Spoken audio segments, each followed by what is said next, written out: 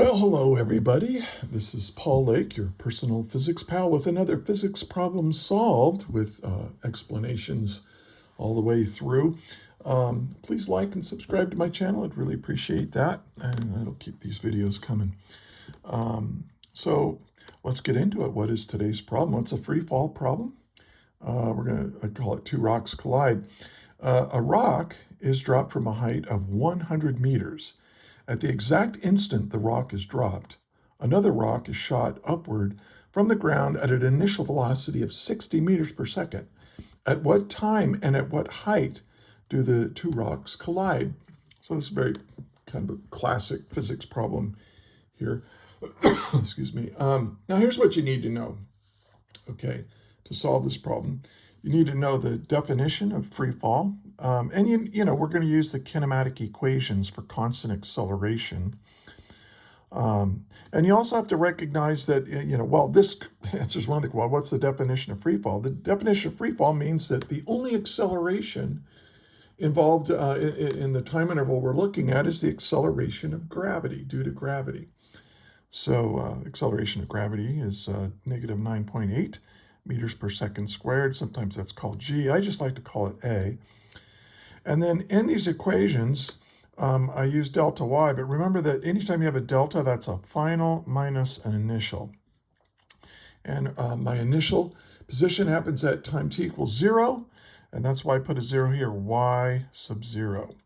So if you know all that, if that all makes sense to you, why don't you pause the video right now and try to solve the problem yourself before we get started, which we're going to do right now. Okay, so let's write what's given.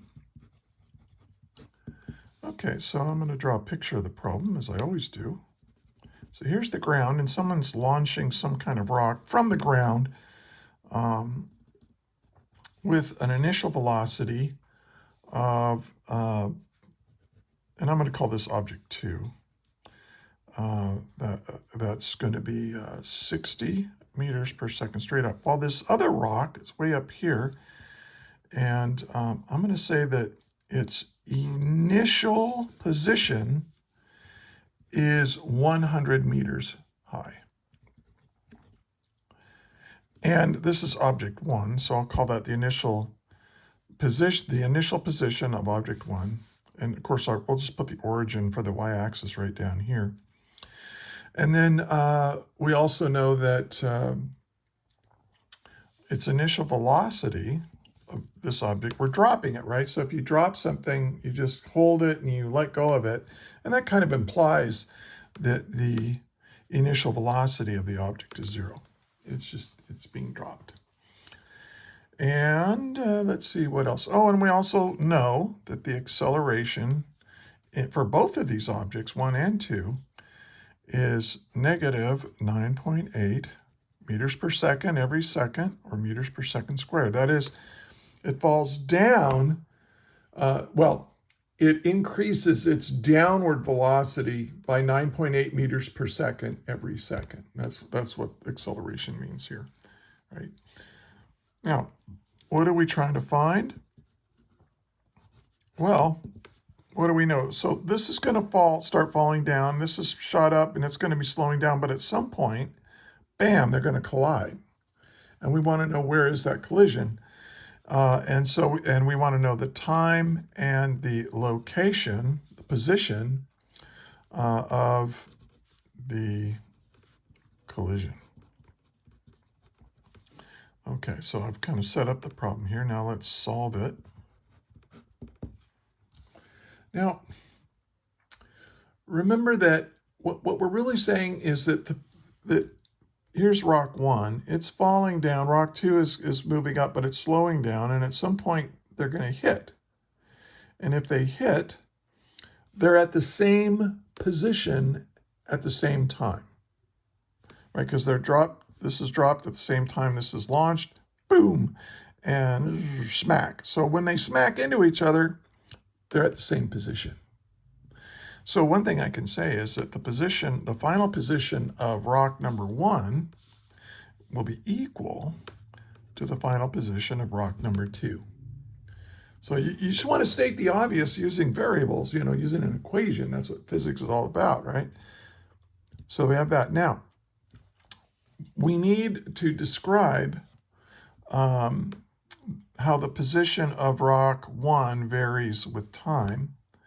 So we need, and based on what we know its initial position, we know its initial velocity, we know the acceleration, and we want it to be a function of time. And that means I'm going to use this equation here, my third kinematic equation.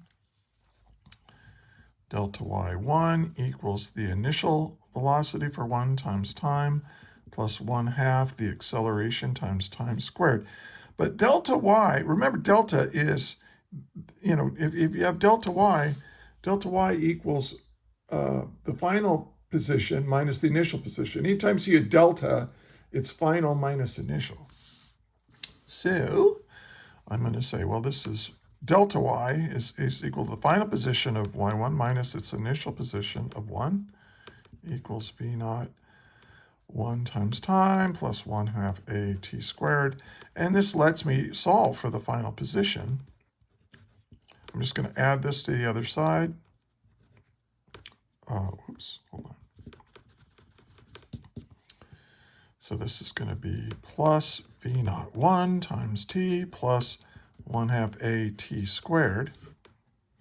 And now I can plug in my values to get an expression for y1 as a function of time. Y1 is, well, that's 100 meters. Now, the initial velocity 1 is 0, so this term just goes away. And I have this left, plus. Now, the acceleration is negative 9.8. Half of negative 9.8 is negative 4.9. And the units are meters per second squared. Now, one thing to be careful about, when you do that, 1/2 a, remember, this is half the acceleration. It's not the acceleration. It has units of acceleration, but it's just 1/2 the acceleration is equal to negative 4.9 times time squared. So now I have an equation for object 1. Now, if I can get the same equation, or a similar equation for object 2, then I can equate them and solve for time. That's my strategy here. So let's look at this rock right here. So now I'm going to do the same thing. It's, y2 minus y02. I'm just going to skip that. So that's going to be y2 equals y02 plus v02 times t plus 1/2 a t squared. Well, what do we know? Well, this is starting on the ground, right, where I decide, my origin is. There's my y-axis. And so this is 0. But it does have an initial velocity, so let's write an expression for it. v02 is 60 meters per second, and then times time to get a position. And then this is plus 1/2 a t squared. It's the same acceleration, so it's negative 4.9 meters per second squared times time squared. Now I have an expression for 2. Now I can take these two expressions and set them equal to each other. And so let's do that.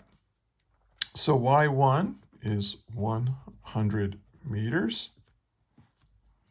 I'm just going to skip plus a negative is minus 4.9 meters per second squared times time squared. Okay, and then so that's y1 equals y2, and y2 is equal to 60 meters per second times time minus 4.9 meters per second squared times time squared. Now, when you look at this, you might think, oh no, we've got a time squared, we got this, are we going to have to use the quadratic formula? No, because look, minus 4.9 meters per second squared times time squared, we got the same thing on both sides. So I can just add this to both sides and it'll disappear. So let's just add 4.9 meters per second squared times time squared, add 4.9 meters per second squared times. Add it to both sides, and you get something really interesting here. You get, make this a little bigger.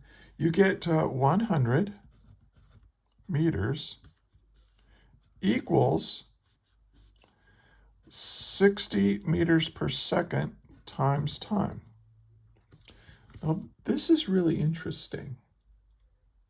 Notice that to solve for time, the effect of the acceleration on both rocks, since they're identical, they disappear. They don't affect how much time it takes for these two rocks to come together. It only depends on how far apart they were to begin with, 100 meters, and the velocity of rock number 2 as it was launched up. In other words, if you've repeated this experiment on a different planet, the moon, or Mars, or wherever, it won't matter. In fact, well, let's solve for time here. Time is equal to 100 meters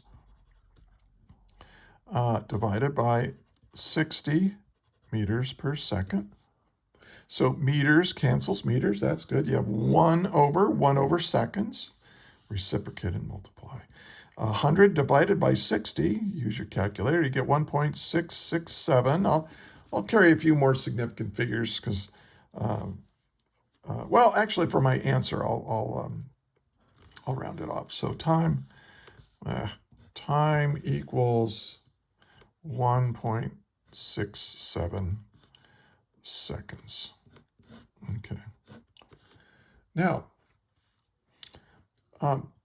imagine there was no gravity at all. You would still get this equation. And really, it's almost as if this thing stays still and this thing is shot at 60 meters per second. But if you remove the effect of gravity, this thing is just going to move at a constant 60 meters per second. It's almost like acceleration doesn't really affect. Well, the acceleration does not affect the amount of time it takes for these two objects to collide.